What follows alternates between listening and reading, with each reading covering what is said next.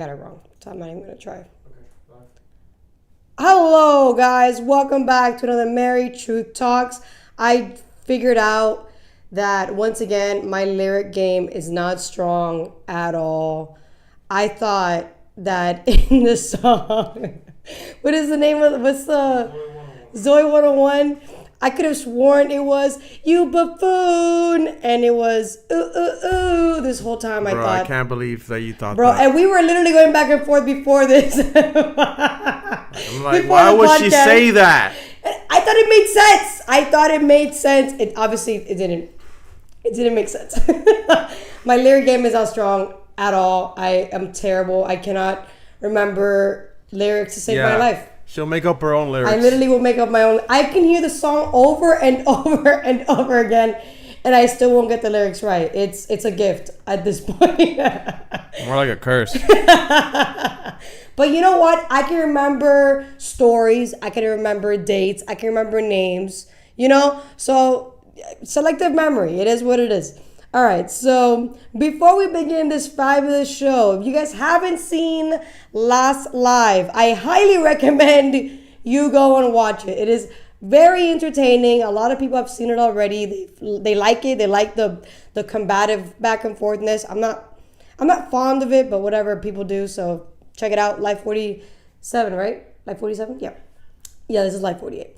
And follow him. Follow Albeniz. He has a different mindset, but it's a mindset worth listening to. That's why I enjoy having him on, even though he does get very upset at me on camera.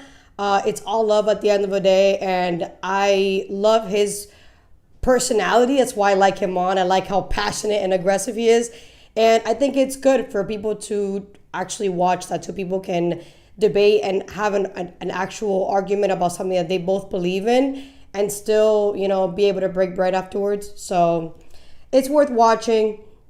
We don't hate each other. We just have different views. He's still my friend. We still talk every day, even debate through Instagram, but we love it. That's why we do it. So check him out, follow him, and watch Last Live. So before we begin, follow me on Instagram and TikTok, Mary_Truths with an S. It's Mary_Truths. This is not a truth platform. This is a truth seeker platform. So everybody who joins, who watches, who listens, who likes and subscribe, thank you to you guys, the supporters.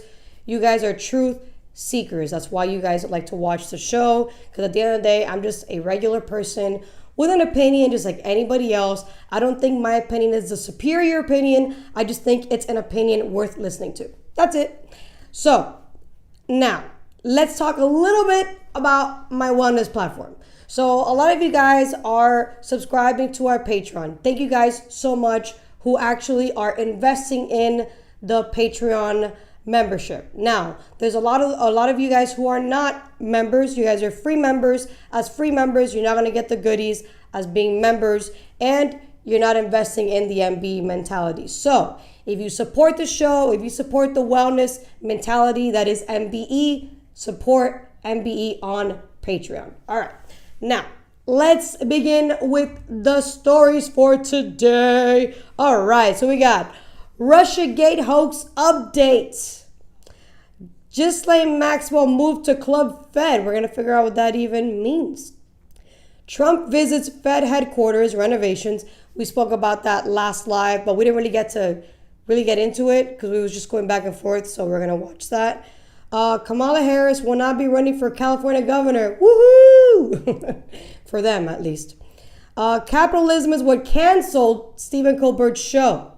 I'll explain why I think that.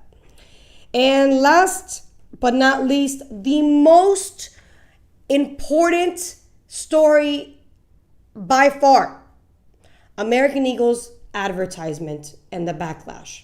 We got to talk about that. All right, let's get on with it. Russiagate hoax. Let's start with the first story. I got to put on my glasses. I need contacts. Security federal. Is it down? No, it's the other one. Yep, there you go. Can you read that for me, please? It This was is the Tulsi document Gabbard. or the what's in the post? Okay, so this is Tulsi Gabbard. This is the X account. This is what she said. What, 3 days ago? I believe that was. It says here. When was that? July 31st. Yeah, it hasn't So really yeah, been that long. like 3 days ago. Yeah. All right, cool. What did she say? Okay. The whole thing. Yep. Read the whole thing. Whistleblower reveals how they were threatened by a supervisor to go along with Obama-directed Russia hoax intelligence assessment, even though they knew it was not credible or accurate. The whistleblower refused. Yesterday, we released the whistleblower's first-hand account of what happened in the crafting of the January 2017 ICA, their year-long effort to expose the egregious manipulation and manufacturing of intelligence carried out at the highest level of government and the IC, detailed in our previous release, and how they were repeatedly ignored. Thank you to this courageous whistleblower and others who are coming forward now, putting their own well-being on the line to defend our democratic republic, ensure the American people know the truth, and hold those responsible accountable. And then those are the... And then there's the emails are down here. The water went down the wrong pipe. All right. Can you put on the next video? This is Glenn Beck and his show. So Fox News had an exclusive that said Kash Patel found thousands of sensitive documents related to the origins of the Trump-Russia probe buried in multiple burn bags in secret rooms inside the Bureau. What's a burn bag? A burn bag is something that you'll find in many offices throughout the intelligence community, throughout these different workspaces in national security. Basically, if I have a document that's highly classified, I read it, I review it, I'm done with it. My copy can then go in the burn bag to make sure that it's not doesn't end up in the wrong hands, that there's not an unauthorized disclosure of classified information. It's a very different story, however, if you use a burn bag to try to get rid of evidence of which maybe there is only one copy of, and then hide it in a secret room in the FBI. That is a tactic, obviously, that has been used by those deep staters, these bad actors within the intelligence community to try to get rid of evidence. Another tactic that's often used is over-classifying information. This is what happened with the Steele dossier. This was already widely publicized as a discredited document. But what John Brennan did and James Clapper did as the CIA director and the Obama's director of national intelligence, they didn't want anybody to know that they used the Steele dossier as a source for this intelligence assessment that was filled with falsehoods they published in January of 2017, as well as other really, really shoddy intelligence sources that would not be acceptable to be used on any topic because they were not deemed credible. They wanted to hide all of this from members of Congress, perhaps, who were reading this, and the American people, and President Trump then, President-elect Trump at that time. And so they over-classified it in a way that there were less than 10 people who could access it. Jeez. And then they locked up the only hard copy documents. This document did not exist on digits. The document that actually exposed, this was the document that we released. Right. They locked that document up and the 5 copies that existed in a safe. And the first time it had been seen, certainly in public, but even by many within the government, was when we released it about a week ago. All right. Thank you so much for tuning in. I appreciate you guys. Thank you, Stevens. Thank you, Andres. I appreciate you guys and everybody else who's lurking in the background, who doesn't comment and just likes to watch. I appreciate you guys too. And subscribe if you haven't already. What happened? All right, cool. Okay, cool. Can you go on to the next video, please? I'm like all wet because my hair is wet, so everything is wet. You said what? I said wet. Everything is what? Wet. My hair is wet. Everything? Oh, Jesus Well, Christ. just the The top. show just started. This guy, bro. All right.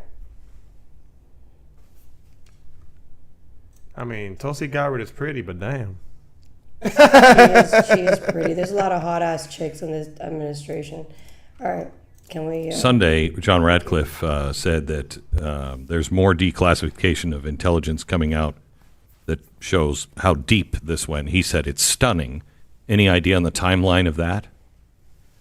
It's going through the declassification process right now. I expect it to be released very soon. I think the document will speak for itself, and once again, it will, I think, confirm what a lot of people have already known to be true, but it'll connect a lot of the dots that have not been revealed in public before. Nice. I look forward to that. That's for sure. All right. So. Sunday. Okay, cool. So, in a nutshell, they are actually actively trying to go after these people for doing what they did to Trump for like the first half of his first administration with the whole Russiagate fiasco. So, hopefully, all this, talk becomes action and people actually go and get arrested. So, we'll see. Steven says Sydney Sweeney and Tulsi need to go on a campaign together. Hell yeah, bro. She's the last story for a reason, because she deserves to be, best for last. So, hell yeah.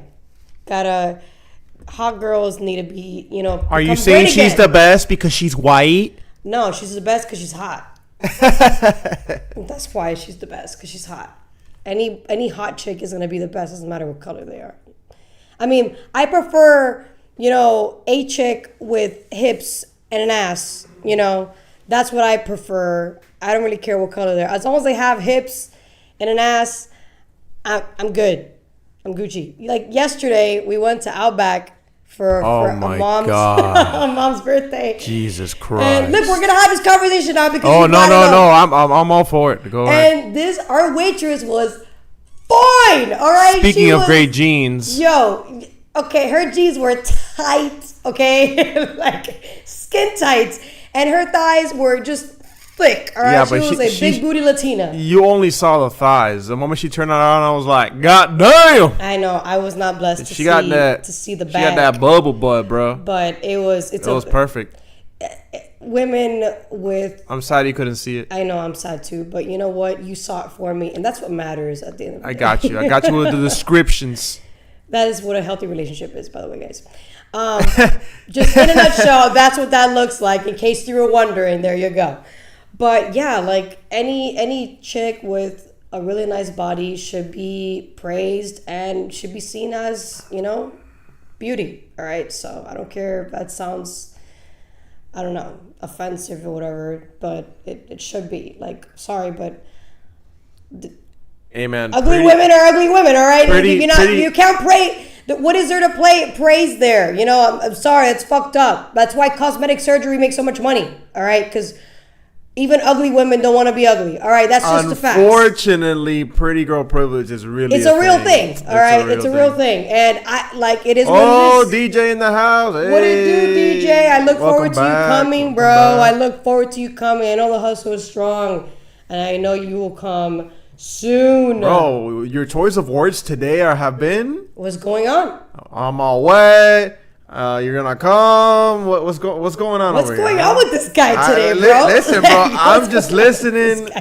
You're the one saying the words. Yo, this is supposed to be. This is not a family. This is not a family platform at all. Sure, it is. Just 18 and over. That's not. This is not even PG-13. This is like low-key kind of rated R a little bit. All right, so let's move on to. Ghislaine Maxwell moved to Club Fed. What does Club Fed even mean? Yeah, what is Club Fed? We're going to find out. All right.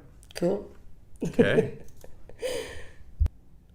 I want to turn to the very latest in the Epstein saga now. Ghislaine Maxwell on the move. Jeffrey Epstein's accomplice switching prisons now after starting her 20-year sentence for helping Epstein recruit, groom, and abuse children, underage girls, at a low-security prison in Tallahassee, Florida. Maxwell has now been moved to a minimum security federal prison camp in Bryan, Texas. It is known as Club Fed due to its lax rules. Does this signal a deal with the Trump administration? Well, Maxwell's transfer coming shortly after she spoke with Deputy Attorney General Todd Blanche for more than 9 hours over 2 days about the Epstein files. So far, she has been subpoenaed by the House Oversight Committee to sit for a deposition, originally set for August 11th. It has been delayed, though, with Maxwell's attorney saying she'll only speak if she's granted immunity or pardoned. The committee already taking congressional immunity for her testimony off the table, meaning President Trump would have to have the final say. This was the commander-in-chief's response when asked about a potential pardon this week. Well, I'm allowed to give her a pardon, but nobody's approached me with it. Nobody's asked me about it. For more, we are joined by News Nation legal contributor Jesse Weber. Jesse, always good to see you. Thanks for making the time. Thanks for having me. Great to see you. So we see Ghislaine Maxwell potentially hoping for a presidential pardon here. We just heard the only time President Trump has addressed this idea coming this week. What do you make of his comments here, and how would a pardon work for Maxwell? It's interesting, right? Because I think the timing of it's very suspect, to say the least. She gave him an out, right? He wouldn't give her any kind of protection, any kind of pardon, any kind of clemency if it was a year ago or 2 years ago. But what's happening right now? She is appealing her conviction and basically saying not that she's innocent, not that she didn't do it, but basically she should not have been prosecuted under Jeffrey Epstein's non-prosecution agreement that he signed back in 2008. Her argument is every co-conspirator of Jeffrey Epstein should not have been prosecuted. So her attorneys are making the argument, Mr. President, you're the art of the deal. You get it. This was an agreement. She should not have been prosecuted. And so it's giving the president an out, a way, a justification to ultimately pardon her. Will he do it? Yeah, that's a stretch right there. Does she have anything to offer that would help the president in any kind of way? Does he believe that she was unjustly prosecuted? And look, I think her credibility is an issue. I mean, put aside the fact that she have anything to gain by saying whatever she needs to say to help the president. This is a person who is charged with perjury. So even if she were to testify or provide information to Todd Blanche, is it credible? Is it real? That's a serious consideration. Also, she would be exquisitely incentivized to say particular things in order to gain her freedom. Is that an issue at all in a potential deal here? Absolutely. The timing of this is key. I mean, the Epstein issue has been the issue the past several weeks. And why didn't we have this conversation before she was ultimately brought to trial? We all thought, oh, she might give up names. She might say who's involved in order to, get to the bigger fish. That never happened. She took this to trial. She was convicted of 10 years of abusing children. She was sentenced to 20 years in prison. So all this happening, and now her being transferred to this low security prison, you can look at it in one of two ways. Either A, she provided some very important, interesting information to the government. Maybe they want to protect her, or maybe give her something in exchange. Or if it's coming out that she's cooperating with the government, her life could be in danger. And they transferred her to this low security prison, which I will tell you right now, Natasha, for somebody who's convicted of what she's convicted of, they don't go there. This is very unusual. It's a total win. Yeah, tell me more about this, All right, about removing. We get it. So how long has she been incarcerated? Since 2021, I think, or 22, one of those 2 years. Bro, she's barely served time. I know, and this bitch she went already from high security to now low security. She went to that place is literally for like rich people. It's like a white collar prison. Yeah, look at that. Look at that. Yeah. What the It's hell? in Texas. So that's where she is. That's where she was sent to recently. Oh, but what was she before? In a high maximum security prison here in Florida. Where she belongs? Yeah, where she belongs, exactly. So she was sent there. We don't really know why she was sent there. We can speculate, that's all we really can do is speculate. We can speculate that perhaps she gave intel that was valuable, and that's why she was sent there as a reward, maybe. I don't know. I don't think they're going to pardon her. I think that would be a really stupid That would be move terrible. if they pardon her, because Considering all the backlash they're already getting, this Exactly. would be like the this would be ultimate. very damning. Yeah, this would be like nobody will remember This would any not be good good. thing. Yeah, nobody will remember any good thing Trump's administration did. Now and moving forward. Yeah, they'll just remember that he pardoned Ghislaine Maxwell. So I don't think that's gonna happen. That's the worst chess move you can possibly do. So they've already made Unless she multiple has mistakes. dirt. Yeah. Unless she has some really bad dirt. Even then, she shouldn't be pardoned. Because I know No, I'm saying that even if she does get pardoned, it has to be because of some kind of dirt. Like, what tactical strategy would you have doing that? even I don't think any dirt would be able to overwhelm what she did herself. Like, if you want to lower her sentence, okay, fine, because of the dirt she's giving you, but a pardon? No, fam. That's crazy. The question is, what kind of dirt and on who? Yeah. And it's not even just that. It's like, are we able to prosecute them who you claim you have dirt on? Is it enough dirt to prosecute is the real question. There's a lot of theories out there saying that Epstein was working for Mossad. Yeah. He was really an intelligence we agent. spoke about that. And yeah, that could be possible. I mean, they were recording all these people doing their thing. But that's like a standard thing when you're in that world, you want to do that kind of thing. You want to get dirt on people to get them to do what you want. That's the most effective thing. That's over money, over reputation, over everything. Blackmail. Right, but pardoning wouldn't be even a good move. Even the argument that this lawyer made, that he says that's probably the argument that her lawyers are going to make, is the nonpartisan agreement that was made under Bush's administration, which is a sweetheart deal that Alex Acosta put forward.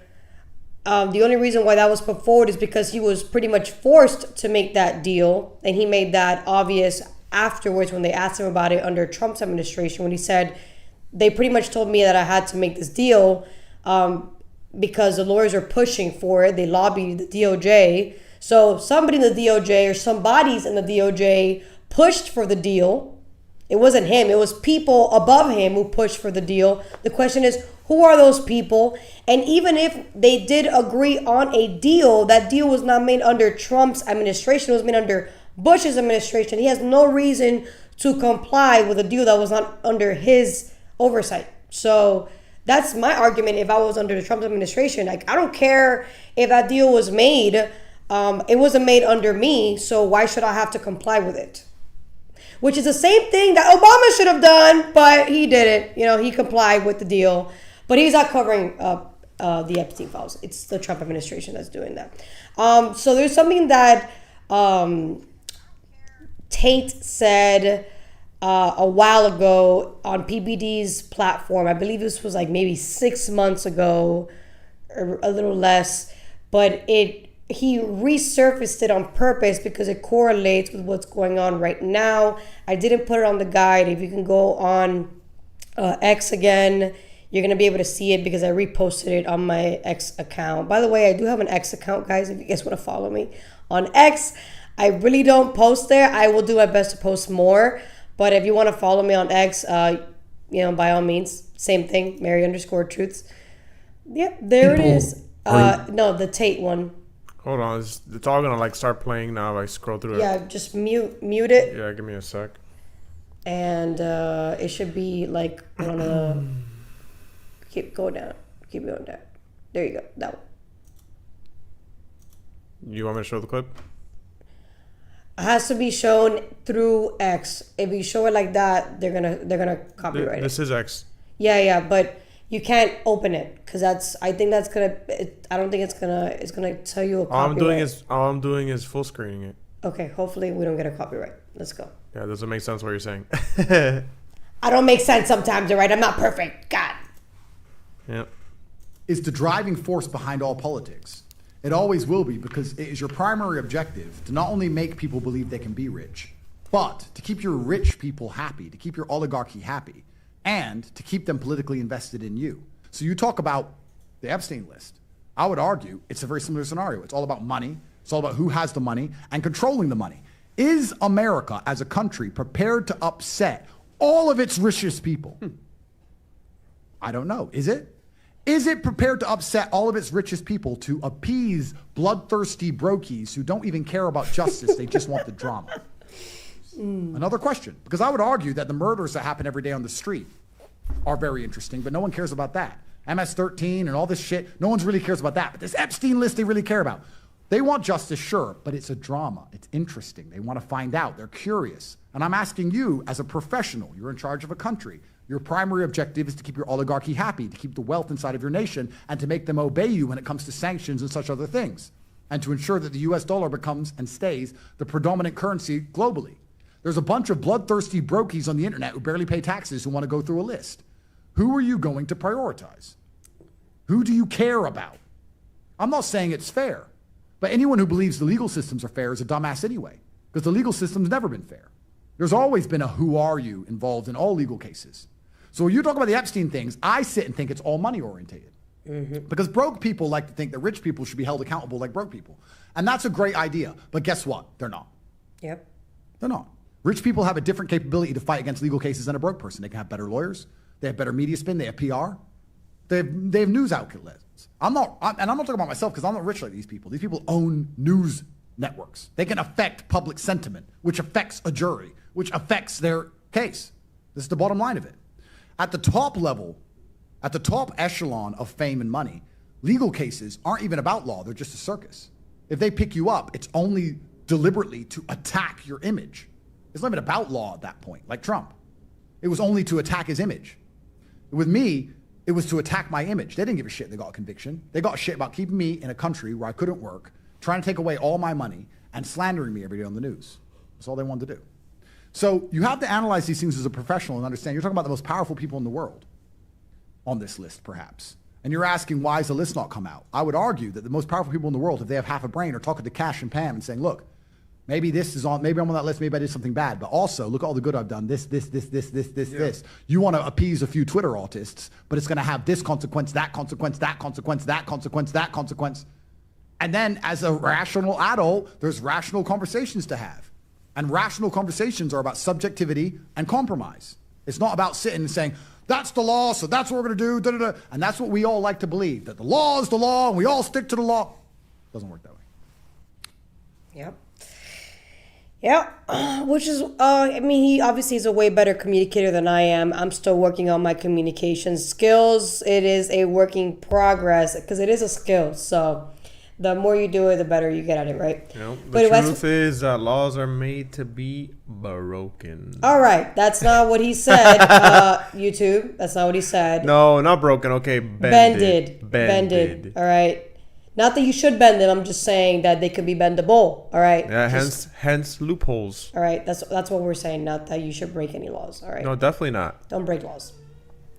Now, I did say very similar to what he just said in my own words, just like 2 or 3 lives ago, that it is detrimental to the country if you were to just put out a bunch of names of people without any context whatsoever, and then ruin reputations, and then they'll sue the country, meaning the government, and then the taxpayers are going to be the ones to have to bail the government out, because let's be real, the rich are going to win, which is what I said before, and I will say it again, which is what he's saying. So it's like, what is more important?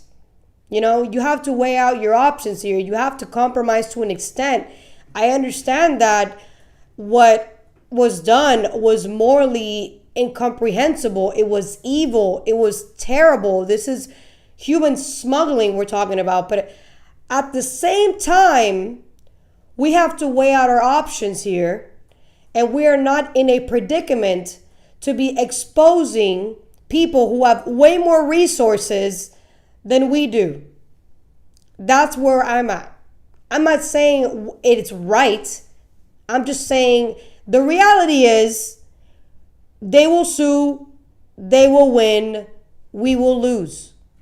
And money is important. We as taxpayers, should care about money. We work for a living. We work for a living. They don't work for a living. They've made a shit ton of money and will continue to make money. They have passive income. We work for a living. So we need to be actually thinking about the fact that because we work for a living, we're not in a predicament to be thinking, oh, maybe it's a great idea to tell the government, hey, yeah, expose these people who have way more money and power than we do. And, like the last conversation I had with my friend Benny's, he doesn't like the fact that I'm okay with power. I'm okay with power because the reality is power is if you have power, that goes beyond money, okay? There's money and then there's power, okay? If you have power, like, it's just a means to get to power. Yeah, exactly. Like, how are you going to win? You have to be so naive to think that, you're going to win against somebody that's powerful. You're not. You have to be so naive and in denial, like completely delusional to believe that. So because I comprehend that there are powerful people out here who are not good people, but because they have power, we have to pick our battles. That's but there's I'm also good people that wield power too. It's not yes, just the exactly. bad It's not just bad people, but we're talking about the bad people here, not Yeah. the good people. And there are good people who are probably on that list who also are powerful. And if you expose them, everybody will think they're bad people, just like the actual bad people that are on the list. That's why I don't think it's a good idea to just put out names. I think you just need to get the evidence and prosecute if you're going to do that. And just to be clear, we don't think that if your name is on the list, you're a pedo. Yeah, I made that very clear. Yeah, we got to make it clear again. I don't think that you're on. Yeah, I said that, and I'll say it again. If you're on the list, it doesn't make you a pedo. What makes you a pedo is if there's evidence against you that you are a pedo. That's what makes you a pedo. And to be clear, there's a lot of pedos that were not on the list who have been teachers. I went to when I was in school, I was in ROTC junior year and senior year. Junior year and senior year, when I was in ROTC, I met a colonel called Colonel Santana. He was a professor way before I was in ROTC. Just last year or 2 years ago, I get a message from a homegirl that this guy was prosecuted for having sexual conduct with a minor. And this man was my teacher. So just because people think, oh, it's just the people on the list. No. It should be anybody who is doing something like that who should be held accountable. Doesn't matter whether you have money, you don't have money. If you are a pedo, you should not be free. You should be behind bars. We shouldn't just focus on powerful people that are pedos. We should focus on pedos, period. Amen. That's what, I'm going to make sure this is abort all pedos, by the way. Just saying. All right. Just putting that out there. Anybody who wants to eventually buy the t-shirt. All right. So what does it say? It's going to say abort pedos. I'm working on it. Abort all pedos, abort pedos. We're working on the semantics of it, but I'm coming up with t-shirts. Fun facts. All right. So let's move on to Trump visits Fed headquarters renovations. Before I get into it, I see some comments here. They don't break the law. I can't see shit, man. I need contacts, guys. This is getting ridiculous. All right. What our police are able to do because of qualified immunity. He's talking about bend the law. Oh, okay. I was quote unquote circumvent. Got it. Okay. Yeah. They don't break the law, they circumvent them. Oh, okay, I got you. I comprende. All right. Well, you guys let me know what you guys think about what Andrew Tate said there. I mean, it's the dark truth, but, it's reality. Reality is not supposed to be pretty. It's supposed to be just, objective. All right, let's move on to, yes. And we're with the chairman, as you know. Chairman, come on over. And we're just taking a look at what's happening. It's a tough construction job. They're building basements where they didn't exist or expanding them, and a lot of very expensive work. There's no question about it.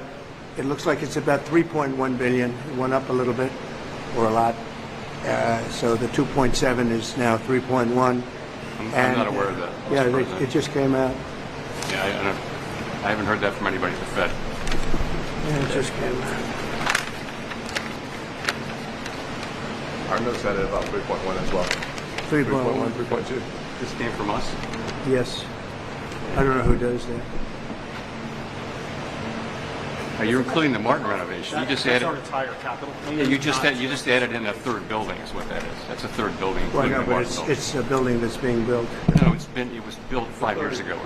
We finished Martin 5 years ago. It's part of the overall work. But it's So, not new. As a real estate developer, what would you do with a project manager who would be over budget? Generally speaking, what would I do? I'd fire him. Do you think he was the president? Do you think he wants to do that? Oh, I love it when he says. Well, I'm here just really with the chairman. He's showing us around, showing us the work. And so I don't want to get that. I don't want to be personal. I just would like to see it get finished. Are there things the chairman can say to you? All right, cool. All right, so my friend at Benny's said that the first project that has already been built or renovated or whatever the case might be, it should not be included in this project. Were you gonna say something? No. All right, cool. And then he said that Trump was the one who approved that last project. I actually looked into it. I should have done that while we were live, but we were in the heat of the moment. Things happen. So actually, the people that approve the project is the Fed board. They're the ones who approve the project, which is like, they call them the Fed governors. So we got Jerome Powell, which is the chief of the board. We got Philip N. Jefferson, vice chair. Michelle W. Bowman, Michael S. Barr, Lisa D. Cook, Christopher G. Waller, and Adriana D. Kugler, who decided to resign, and she's going to be supposedly replaced by some guy that works now in the White House. So what I'm trying to figure out is, why does this renovation is like can you look up how much this is? I think it's like 2-point-something billion dollars. The headquarters, I think, is more than. Can you look up how much the renovation cost is overall? And then I want you to look up the most expensive headquarters in private companies, because this is bad. So I don't recall like exactly the conversation I had at Benny's, because it was a lot. But if I'm not mistaken, he was defending the fact that he was defending Powell and saying that Trump was wrong because he was including a building that was already fixed with the new renovation that's not going to be done until 2027 or something like that. And then I'm in the camp of, well, why are you even defending this guy when this renovation is like billions of dollars? Like, we're talking about this is a freaking government building, even though they're independent. This is a government building that is costing over $1 billion. Can you look up? Did you find that out already, please? Yeah, I found out for the private company. Okay, look up the Fed cost first. It's But, already. like, what's the name of it's the already what's in the my name of the live. building? Go to the live. Go to Live 48 and. Oh, bro, I'm gonna have to look through all these messages that you No, sent. Control F. You can't Control F on ChatGPT, and just put Fed chair or Federal Reserve or whatever. Should pop up. Federal Reserve. Yeah. It's something billion. It's 1.2 billion or 2 point something billion. It's in the B's. Initial cost estimate of 1.9 billion. And Has then they surged to 2.5 billion today. All right, there you go. Thank you. So it's at 2.5 billion. All right, we're paying 2.5 billion with a capital B to renovate the Federal Reserve building, And they claim it's because it's a very old building and it has very old architecture from the 1930s, and there's marble and there's a lot of like whatever, and that's their excuse to racking up the price here. However, did you look up the private headquarters? Yeah. All right, what's the most expensive private headquarters? Apple Park.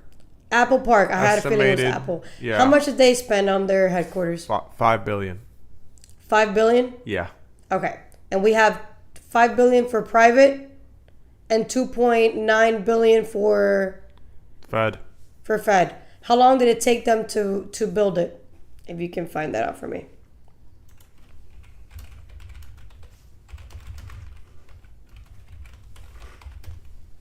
Well, it started in 2017, so. Oh, hold on. Jobs pursuits project, demolition. The construction started in 2014. What are you talking about? For Apple? Yeah. When did it end? 2018. Okay, that's why. So about 3 to 4 years. Okay, 3 to 4 years, $5 billion. Just on construction alone. Because the planning, everything, from beginning to end is 8 years. But was it a brand new construction, like a brand new building, or it was renovations? Oh yeah, it was a brand new building. Okay, well there you go. A brand new building was $5 billion for Apple, a private company. This is a public building that we pay for initially. And it's not even, it's renovations. Renovations, $2.9 billion. And they are assuming it might continue to go up. And that's why Powell was like, oh, but we have like a reservoir, we have some money put on the side just in case, things, keep going up in price. The problem I have is, why are we spending so much money on a public building? That's where I'm at. Why are we spending so much money on a public building when we have people that can't even afford to buy a house? Like this is, and then instead of acknowledging, like we need to all acknowledge stuff like this. Like, why did they approve this when there are people that can't afford basic things or can't actually afford to buy their first home when they're in their 30s, and yet you think it was a bright idea to renovate a public building? It doesn't look good for optics. It looks like they're focusing on things that don't really matter right now. Like, that's not important at all. And what you should be focusing on is how to improve the economy, not how to renovate a building. And I don't think anybody that is anti-Trump should be defending this at all. You should be, if anything, questioning why the fuck are we spending $2 billion on renovations when private companies literally spend. I promise you, if private companies would be renovating their buildings, they would be more cost effective than what we're doing right now, which is sad. It's sad. But at the end of the day, because it's not their money, it doesn't matter. And that's how it's always been with government. It's not their money, so everything is just more expensive. They spend just more money. Everything is costly because it's not their money. But at the end of the day, only those who choose to see things, objectively will see it. Others won't. They will just be, they will say, "Oh, but it had to happen." It's like, no, it didn't have to happen. It could have waited. It didn't have to happen around this time. But it is what it is. I don't think this is a good idea. It doesn't look good. And honestly, I think that he's going to continue making Powell miserable and embarrassing him on camera on purpose until he lowers rates. And if he doesn't lower rates at all and he gets somebody in that does lower rates and then the economy booms, they're going to really attack Powell for not lowering rates when he should have. So at the end of the day, it's not a win for Powell. It's going to be a win for Trump. Again, that's my opinion. That's not truth. That's just my opinion. You guys can think differently. Tell me in the comments what you think. That's what I think. All right. Let's go on to Kamala Harris, bro. Kamala Harris is back. I'm very proud of her. This is probably the first decision she's made that was wise. So can we read what Kamala Harris said? She probably didn't even make that decision. They probably made it for her. They probably did, and I'm pretty sure that letter that she wrote was ChatGPT. Can you read that letter? Is that readable? Yeah, it's readable. All right, cool. Let's read that. Over the past 6 months, I've spent time reflecting on this moment in our nation's history, and the best way for me to continue fighting for the American people and advancing the values and ideals I hold dear. I am a devout public servant, and from the earliest days of my career, I have believed that the best way I could make a difference in people's lives is to just quit. Just quit. She didn't say that. The best way I can make a difference in people's lives for a second there. and fight for a better future was to improve the system from within. And that's why I think... What was that word she said? Damn, there's a phrase that she said. Unburdened by what has been. I am going to unburden the people of America by what has been by dropping out. And it has been a profound honor to do the work and serve the people of California and our nation as a prosecutor, attorney general, United States senator, and a vice president. In recent months, I have given serious thought to asking the people of California for the privilege to serve as their governor. I love this state and its people and its promise. It is my home, but after deep reflection, I have decided that I will not run for governor in this election. Smart woman. There's more. I have extraordinary admiration and respect for those who dedicate their lives to the public service to their communities and to our nation. At the same time, we must recognize, I don't know why I'm doing a British accent. We must recognize that our politics, our government, and our institutions have too often failed the American people, culminating in this moment of crisis. As we look ahead, we must be willing to pursue change through the new methods and refresh thinking.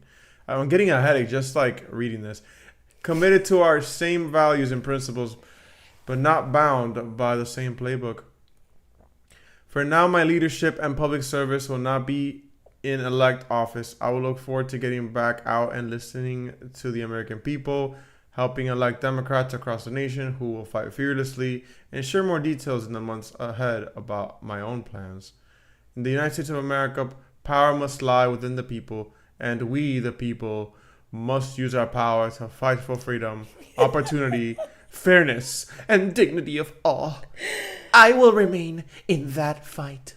Oh, God. I swear to God, this was ChatGPT. You know how I know it was ChatGPT? Because those little lines there, ChatGPT does that shit.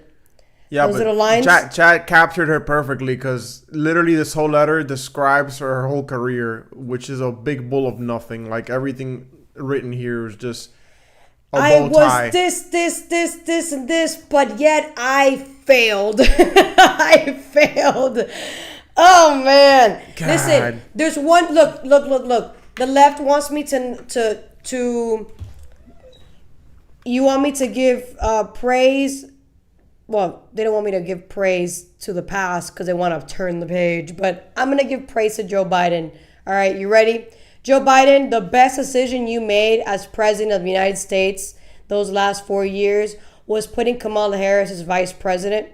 That was the best thing you could have done because she proved that she was a nothing burger. She was not a leader at all. And then she was put into the position to become a leader and failed miserably.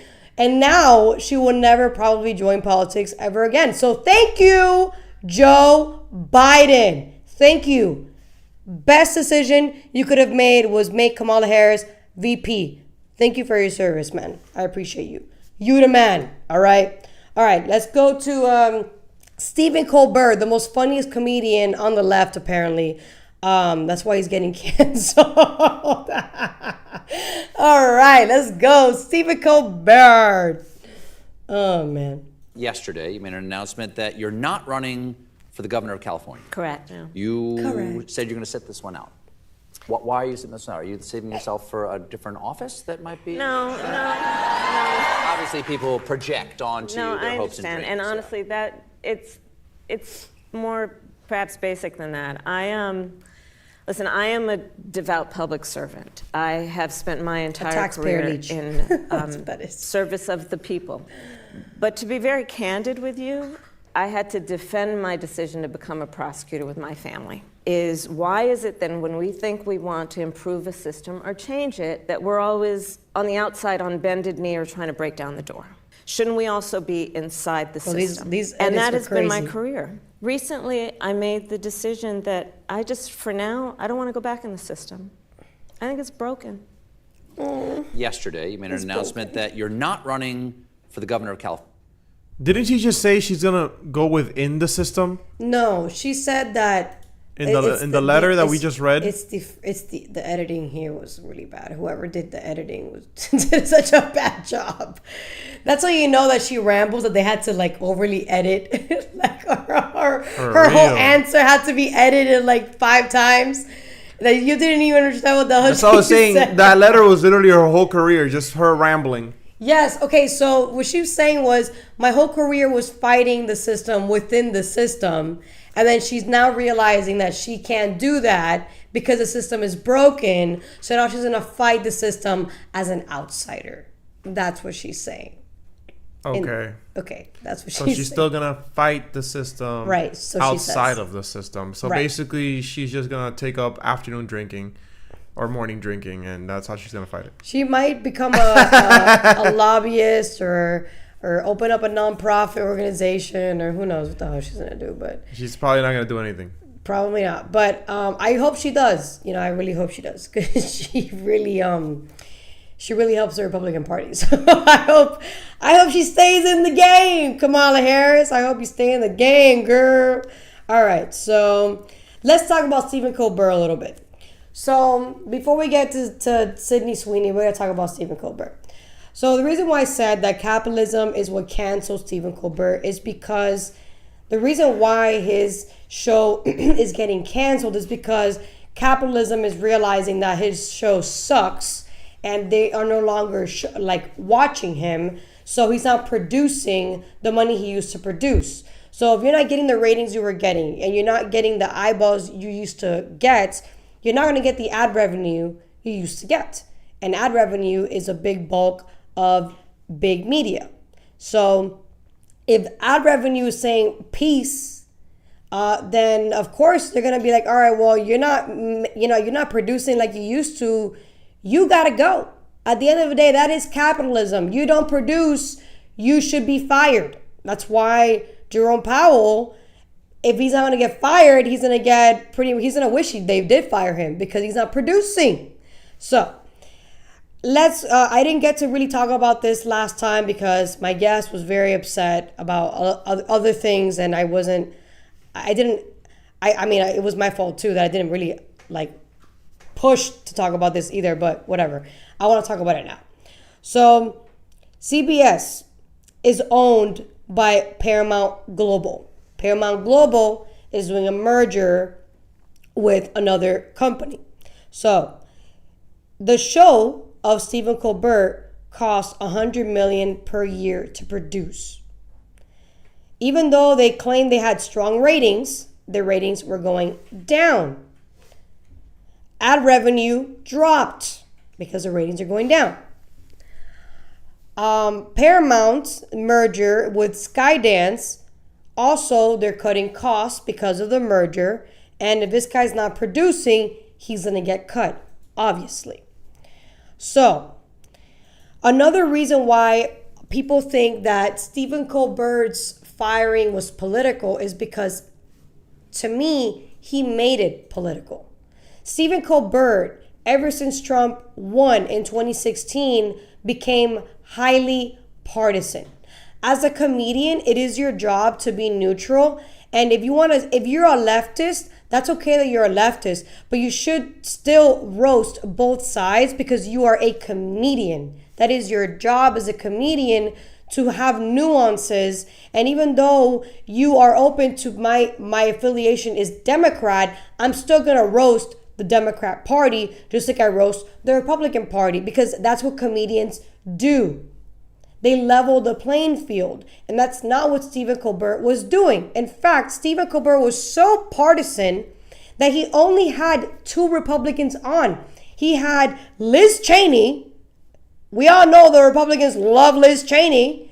And I believe, who else was it? Forgot this person's name. Adam Kissinger, another person who people don't like. So he only had 2 Republicans that are very anti-Trump, who actually preferred Kamala Harris as president, and those were the only people that he allowed on his platform. That is already a sign that he was a highly partisan person.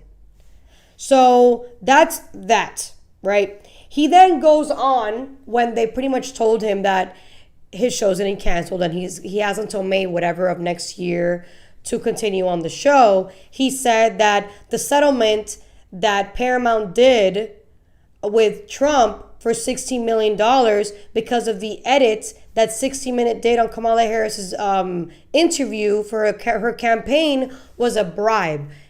Again, another partisan perspective. He can't even fathom questioning, perhaps, why did we get sued?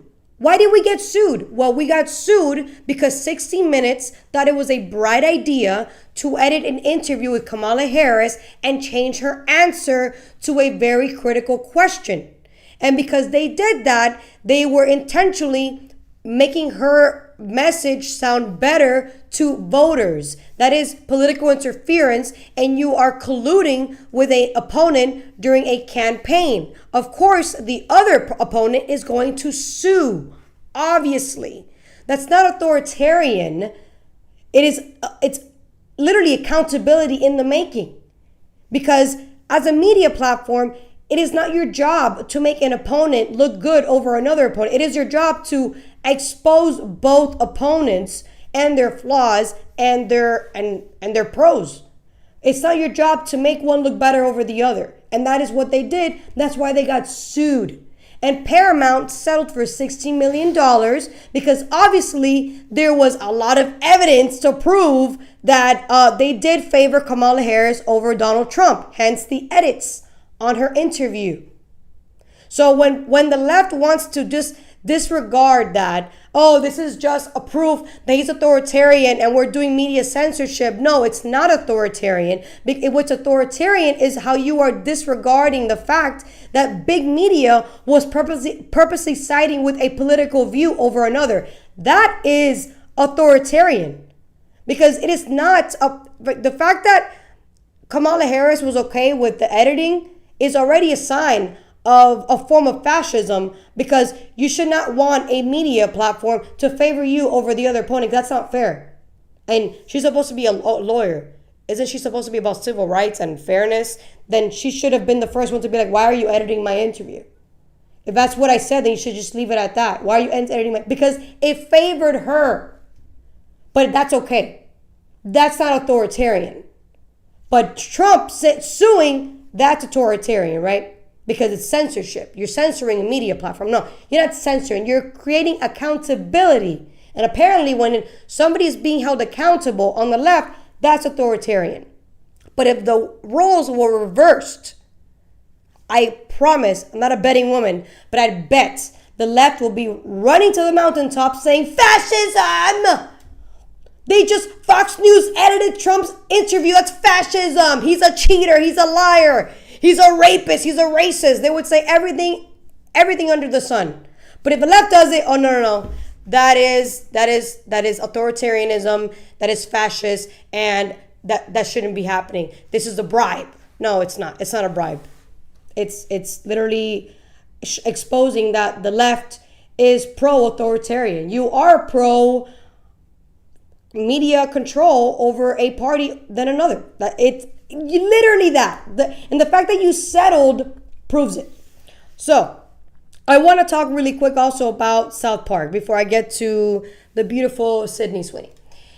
So South Park did a video. If you can find it really quick, let's watch that clip before we get onto this, because which one? The one that we were supposed to watch last time and we couldn't get to it because we didn't have time. Oh. If you can. Yeah, you're gonna have to give me a sec.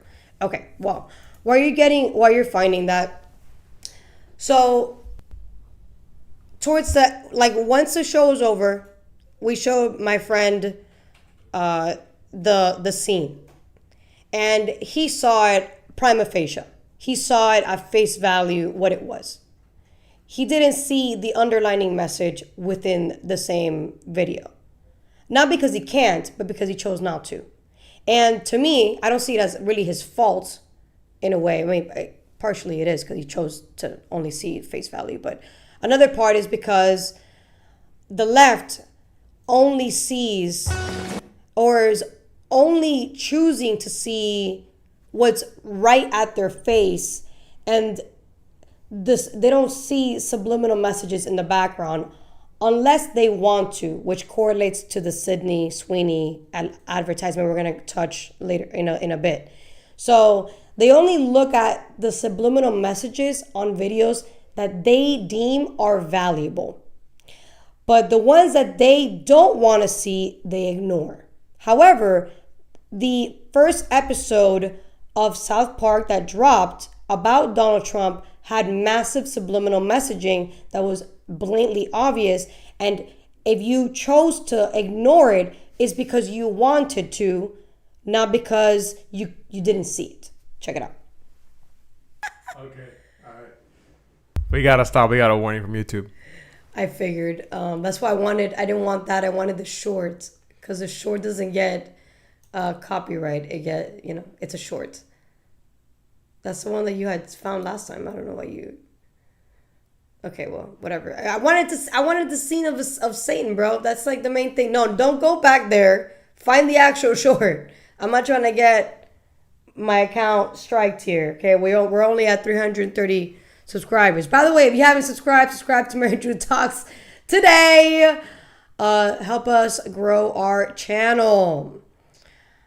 All right, so while he's looking into that, because I thought he was going to find the short, not at the actual video. Okay, so in the video, in the actual episode, you see a scene. There's a scene that's so obvious where it's Jesus Christ pretty much saying like that Paramount is censoring. And if you go back to the episodes when they did the signing with Paramount under Biden's administration, their videos were highly censored the entire time. And the creators of the show were open and saying that they were being censored, and they were complaining about how South Park isn't going to be South Park anymore. Their brand was being watered down because Paramount was censoring the shit out of their content. So somebody who was very anti-Trump sees the first episode as, you see, they are showing that Donald Trump is a dictator. It proves that he's a dictator. Why else would they say that on the episode? The fact that he is sleeping with Satan or the devil shows that he is an evil person or a bad person. So they're seeing the video in face value, what it's showing you, but that's not the actual subliminal messaging of the video. The subliminal messaging is that the video was being dropped when they're still under Paramount's control. Paramount allowed the video to be dropped when they settled a lawsuit with Donald Trump. Yet when it was under Biden's administration, they were highly sensitive about the content of South Park.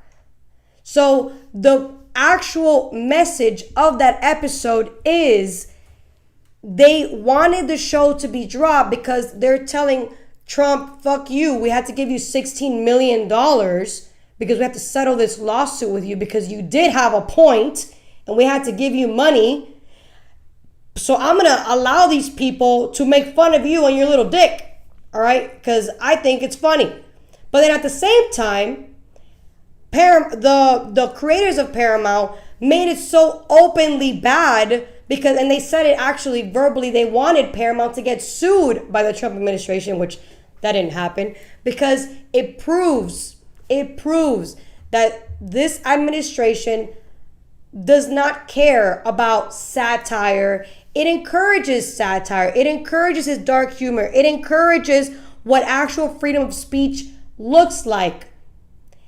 And it's hilarious because, again, we're living under an authoritarian-like regime.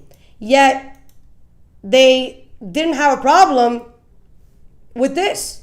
Yeah, they had a spokesperson, like, cry about it, but a spokesperson is not Donald Trump. Donald Trump doesn't give a shit. He doesn't care. So, where I'm at in this is that the left is only going to see what they want to see. Because the subliminal messaging was obvious. If you knew what was going on in the back end politically with Paramount Global and the CBS stuff and the 60 Minutes and South Park's deal with Paramount, if you knew about that stuff, then you would have been like, oh, okay, this was not directed towards Trump. This is actually directed towards Paramount. It was obvious. And they made it obvious in the scene of Jesus Christ. In fact, I have a girlfriend who didn't know anything about it, and she saw that. She goes, what were they talking about there? So they made it obvious in order to those who didn't even know the politics to be curious enough to ask, what were they actually, like, what was that all about? There was something there. What was that? But if you don't actually pay attention to the subliminal messaging, it's not because you can, it's because you just choose not to. And I'm noticing that the left chooses to only look at what they want to look at as subliminal, and then what it doesn't fit to the narrative, they're like, no, we're not gonna pay attention to that. Did you find it? No, I can't find that one. What the hell? You found it last time. Yeah, it's not there anymore. Oh, damn. They took it down? I guess. All right, well, I highly recommend you guys watch that episode if you haven't already. And I think they just dropped another one with Charlie Kirk. So they're obviously making fun of people on the right, and yet we're in a right-wing administration, and South Park is making fun of the right. And guess what? The right is loving it because we actually care about humor, sapphire. Yes, sapphire is beautiful. Satire, roasting, dark humor. I love dark humor. I am a dark humor queen.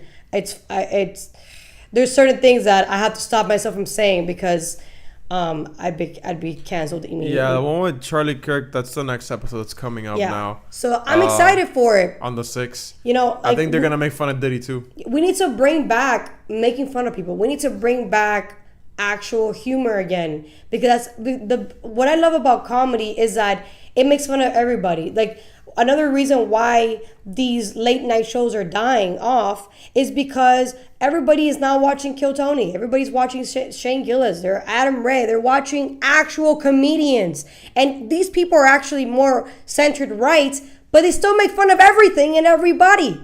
So that's what we care about. We don't care. Like, if your political affiliation is right or left, great, cool. But can you make fun of both?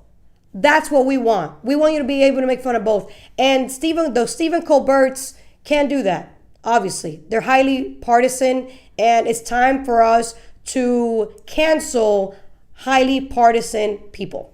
All right, let's watch the American Eagle stuff, and let's end it there. I'm not here to tell you to buy American Eagle jeans. And I definitely won't say that they're the most comfortable jeans I've ever worn. Or that they make your butt look amazing. Why would I need to do that? But if you said that you want to buy the jeans, I'm not going to stop you. But just so we're clear, this is not me telling you to buy American Eagle jeans. Sydney Sweeney, Asbury King. Can you put the next one? It's on X. Genes are passed down from parents to offspring, often determining traits like hair color, personality, and even eye color. My genes are blue.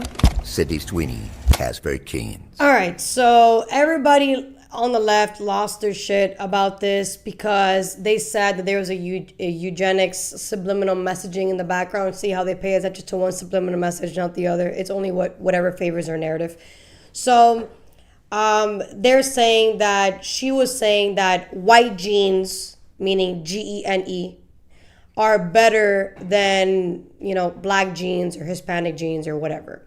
That's what they were saying, because she said, genes get passed down from generations. So that's why they said they're pretty much insinuating that a white person's genes are better and more superior than any other gene. However, the way I saw it is probably the way it should have been viewed, because this is American Eagle. This is a brand that sells clothes, and jeans is one of the things they sell. So they were selling actual jeans. They actually have a 30% off discount for anybody who wants to buy on American Eagle jeans. I'm going to be a consumer after watching that episode. I was like, oh shit, I want some American Eagle jeans. So I think that if you are insecure about yourself, you're going to get upset over that advertisement, and you're going to see it as, oh my God, I can't believe American Eagle is saying that white people's genetics are superior over all other genetics. Instead of just accepting that she was just advertising genes and genetics are not superior over another. There are some white people that aren't, they don't have pretty privilege. And there are some gorgeous black Latinas out here. Black women or Latinas. Well, there's also black Latinas. That's also a thing.